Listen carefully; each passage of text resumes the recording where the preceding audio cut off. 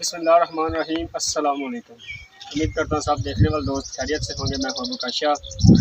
तो आज मैं मौजूद हूँ 69 में। तो 69 ज़िला सहीवाल लोकेशन जो है ना 69 है, इसे कसरियाँ भी कहते हैं। चक कसरियाँ 69 है और ज़िला सहीवाल है। यहाँ एक भाई के पास भैंसें खड़ी हैं, दो सेल के लिए। एक तो दूजन झोटी है और एक चौथे सूबे माई तैयार है। कि इस माई का चौथा वार है कि हले तक तैयार है, दिन लैंदी है। एक मज दूजन झोटी है, यह सूई हुई है, तकरीबन 1-2 दिन की सूई हुई है। एक नाड़वे में तो उन्होंने वीडियो बना के तुम दसने तो डंगर माशा सेल वास्ते सोहने डंगर ने माशाल्लाह रावी जे मजे आने तो बकाया तुम माशा जानवर विखाने हैं तो इंशाल्लाह पसंद आवेंगे। कीमत भी दसने, कीमत भी मुनासब है तो जो भी गलबात है फिर भाई यार करने हैं भाई काशिफ नाल। तो फिलहाल मैं थोड़ा तारफ करने वास्ते गया सी, बकाया कैमरा मैन मैं खुद ही हाँ। इंशाल्लाह ये गल करते हैं। अस्सलाम वालेकुम जी। वालेकुम सलाम जी, की हाल चाल है भाई? अच्छा यार आपका नाम दसी तो नंबर दसी, फोन नंबर। मेरा नाम काशिफ है, मेरे अब्बू का नाम है सुबह चौहान जेडे नाथ मशा 0321 हाँ 0321 70 300 पूरा 46 आ नंबर है। हाँ जी। अच्छा अपने को किन्ने जानवर सेल वास्ते? दो खलोते ने। किवें किवें झोटी है? एक झोटी किवें ते मज? झोटी ताजी सूई हुई 12-13 सेर दूध ठंडा रावी दी। हाँ जी। दूई मज है, दूजे न त्रीए सूए बकदी हले जेड़ी आ जे। हाँ जी वो भी रावी दी है जी। दुध चंगा गेड़े दी? चंगा गेड़े दी वड्डी मज ना? हाँ जी वड्डी। अच्छा यार सब तो पहला दूजी झोटी विखाना जेड़ी अं थले की कट्टी है कि कट्टा है? अच्छा ले जी माशाल्लाह आ चेक करो जी, दूजन झोटी है, चंगा कद काठ माशाल्लाह माई दा ते थल्लों भी माई ने माशाल्लाह झोटी ने मैदान लाए। चेक करो जी, सोहना चड्डा मुठ दा ताने गेठ से विरले, पुछल लम्मी है, बरीक पुछल है। चल छड़ दे सकोरी।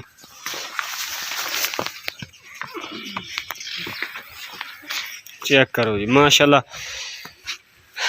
ताजी सूई है, ना नवाई है ना कुछ बंदा आंदा ना बनवा सवा के तेल शेल मारिया वे, कोई ऐसी गल नहीं हैगी। नवाई ताजी सूई है। कल सूई किधर सूई? कल सूई है।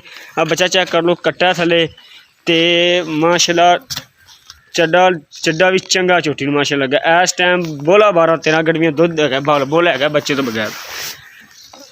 चेक करो जी झोटी की लाम चेक करो, कद चेक करो, बरीक पिंडे वाली झोटी है, सोहना सिंह माशाल्लाह लगा है, चूर कंडा सिंह है, बरीक पिंडे की झोटी है। सियाने आंदे ने दो ही डंगर ने जो बरीक पिंडे का होंदा है, चिट्टी अख माई दी। चेक करो जी अख चिट्टी है, चूर कुंडे सिंह है ते कद चेक करो माशाल्लाह झोटी का ते लाम बरीक पिंडे की झोटी है। एक काली बल्डी मज है कि नहीं, एक काली है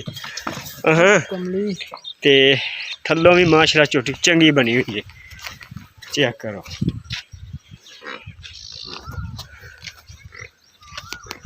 तुम माई दा थन विखाना, थन माशाल्लाह माई नूं बड़ा सोहना लगा है।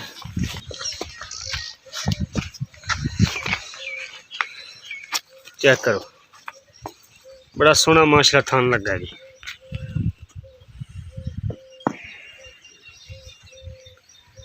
अच्छा जी ये सी दूजे सूबे झोटी कल दी सूई हुई है ते कद काठ सोहना माशाल्लाह बड़ी मज है। एक अख तो एक अख काली है, एक अख चिट्टी है, चूड़ कुंडा सिंह है, बरीक पिंडे दी है, चंगा माशाल्लाह दुध गेड़े दुध वाली मज है।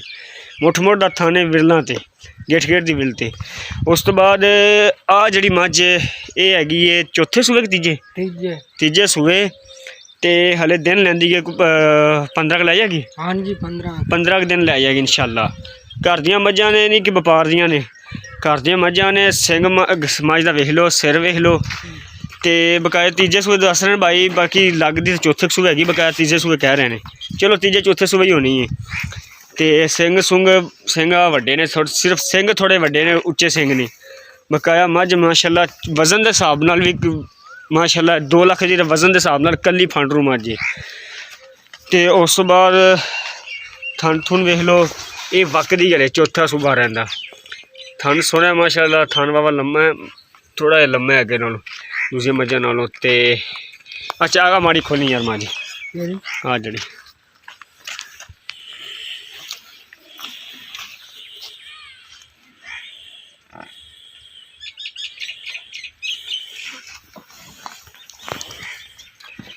चेक कर लो जी।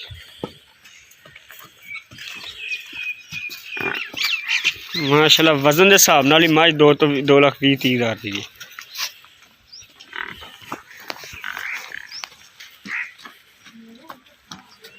अजय मझ 15 दिन कट दी पूरे। चल ले ला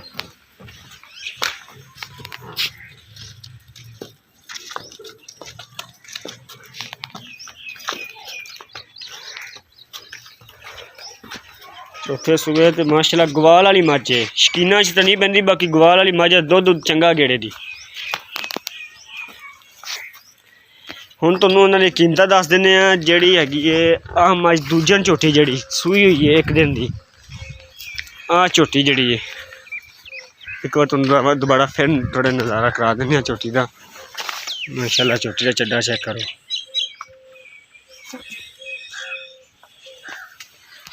आ जी झोटी हैगी सूई हुई है मगर कट्टा है।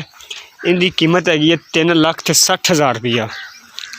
3,60,000 रुपया। एवं मुल करो भावें 4 कर लो 4.5 कर लो, 3,60,000 रुपया कीमत है। आ मगर इनका बच्चा है तो कीमत हैगी 3,60,000 रुपया। बकाया कोई अगर भाई लेना चाहता है रबता कर सकता है। इंशाल्लाह होर प्यार मोहब्बत हो जाएगी, मज़ीद हो जाएगी। ये नहीं कि इतने लोहे लकीर है। 3,60,000 रुपये की कीमत है। उस तो बाद जी आ मझ है